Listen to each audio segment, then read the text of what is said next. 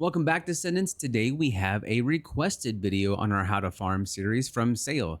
Can you do a Crystallization Caddy blueprint, an Energy Activator farm, and maybe a Golden Kuiper? Now, gold we did do a video on already. I'll put the link to that down in the description below. Kuiper generally follows that pretty well. So today, let's take a look at the best places to farm Crystallization Catalyst blueprints and Energy Activators. So let's get to it. So for those who haven't been to the channel before or are curious as to why everybody's asking, where do I get Catalyst blueprints? What's the best way to get them?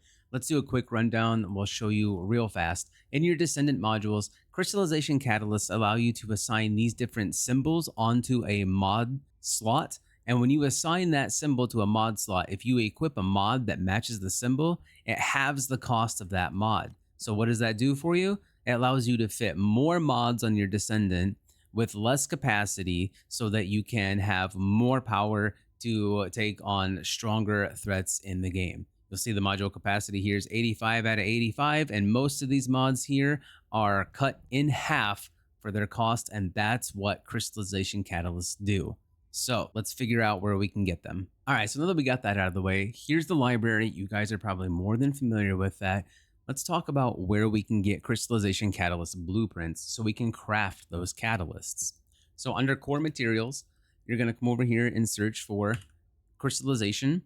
That will bring up the amount of crystallization catalysts that you have. If you have none, you can turn this filter to not owned and it will show you what's there if you don't have any blueprints. So if we look at this crystallization catalyst blueprint and look at where we can get it, you get a pretty good idea here that these are almost completely from amorphous materials. Now, there are a lot of places to cache in amorphous materials to get these. However, there are a few other ways, such as killing the Colossus that show up 10 minutes previous to Wall Crasher in Axion, along with the various login events and other events that Nexon hosts for the First Descendant. Now, once you get your Crystallization Catalyst blueprints, you will also need to grab these materials here in order to craft them. We'll go over that in just a little bit. But first, let's look at how we get those amorphous materials for Crystallization Catalysts. So this terminal here may look a little familiar to you. It's where you can access the different infiltration operations in the game, which are going to be where we get the most amorphous materials we possibly can for these Catalyst blueprints. Get to hard mode in order to farm this out. It's going to be the best place for you to do that. Does not take very long to do, and it's the best place for a lot of different things to farm in the game. So if we look at the hard options that we have here, you can see many different infiltration operations to do. We want to focus on the ones that are also the invasion for the day, as noted by the red outline in those battlefields and the skull above where the infiltration operation is. So we're going to click one of those. And why that's important is we want to always select the 400% version of the dungeon, aka the infiltration operation. So when you do that, there are a few things to look for. Now, I say 400% is the best way to do this because you will guarantee yourself the score threshold and you will always get 2 amorphous materials per completion of a 400% operation. Next up, we want to make sure we select the correct amorphous material for the farm that we want to do. You'll notice that this amorphous material drops a Crystallization Catalyst blueprint at a 20% chance. The next one, which is the alternate version of that amorphous material, does not drop a Crystallization Catalyst. But then you go over to the third option, and it looks a little bit rockier for this amorphous material. That one has a 20% chance for a Crystallization Catalyst blueprint. And on the fourth one, the Crystallization Catalyst blueprint is gone, but Energy Activator blueprints are up there. And we'll touch on that a little bit later. So here's the real meat and potatoes of this.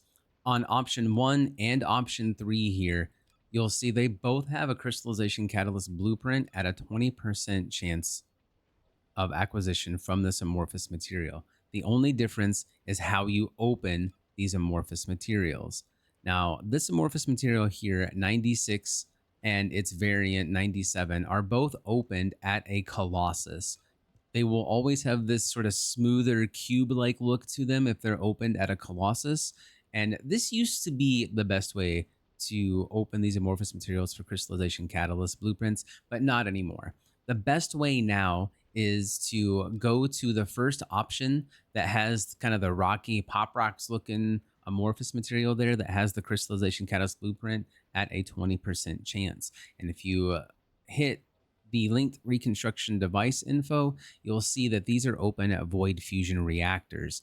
This is really, really important, and I'm going to show you why right now. So here we are back in our inventory. I have two amorphous materials here that have the crystallization catalyst blueprint on them, and these are actually opened up at the hard swamp walker. This is what's known as a Colossus amorphous material. So if we go ahead and launch into there and kill this guy to open it up, I'm going to speed it up here real quick so that you can see how this works. I'm sure a lot of people are familiar with it, but we're going to speed it up just for the sake of time and demonstrate a point.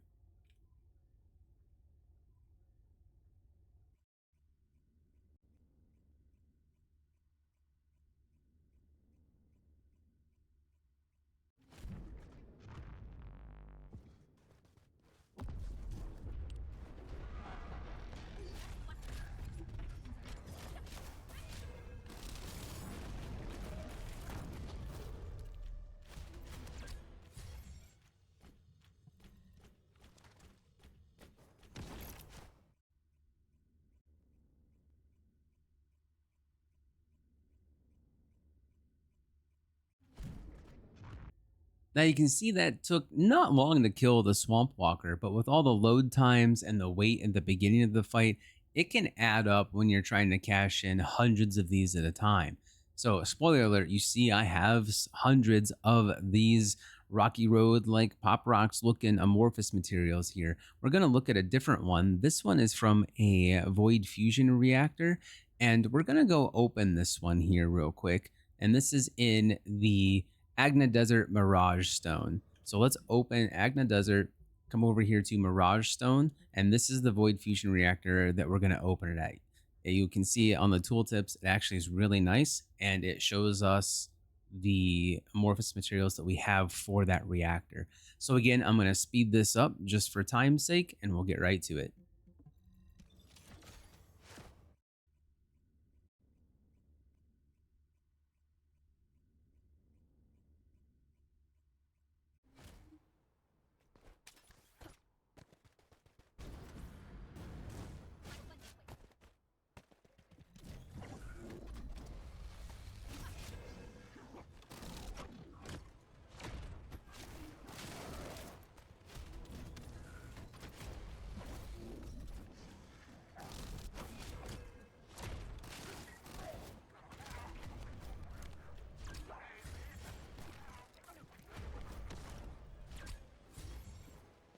So I'm sure you could tell that just by watching those clips that the Void Fusion Reactor versions of these amorphous materials are just better. You can open two, sometimes up to four of these amorphous materials at a Void Fusion Reactor in the time it takes you to do one Colossus run for that. So just doing a little bit of math, being able to get up to four Void Fusion Reactor amorphouses opened to one Colossus amorphous open, it's just way faster to do those. And they remove the currency that you need in order to activate or even open the amorphous material from Void Fusion reactors.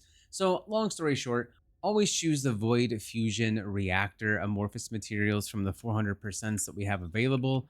And you're just going to come out ahead with all the different farming that you're going to do. You're going to get so many more of them through using the amorphous materials from those Void Fusion reactors than you ever would by doing Colossus over and over. And your brain's not going to melt as much and be completely bored from all the silly load times that are there. So I said we'd talk about energy activators just a little bit. You're going to do the exact same process if you're looking to farm those out, only instead of the amorphous material that's got the catalyst blueprint in it, you're going to shift over one more and make sure you're on the one that has the energy activator blueprint on it, and just repeat that same process over and over again. Make sure you're in 400%, hit the score threshold, get two of them, and then blast your way through them over at Void Fusion Reactors. Big note here is that an energy activator blueprint cannot appear in the same amorphous material that a crystallization catalyst blueprint can. That would be just the absolute best of the best. Next on, take note, throw us a bone here, give us one of those amorphous materials. My life is yours. I mentioned that we would talk about the materials used for those catalysts real briefly. So if we go to enhancement materials and we look at crystallization catalyst over here, you're going to see that you're going to need all these materials in order to create one over at Anais. These energy residues are going to come from just different mission monsters that are around, generally elites that are within 400%. Blast through those and get as many as you can. Macromolecule biogels from majors and elites that are in outposts. There's some very good ones for that.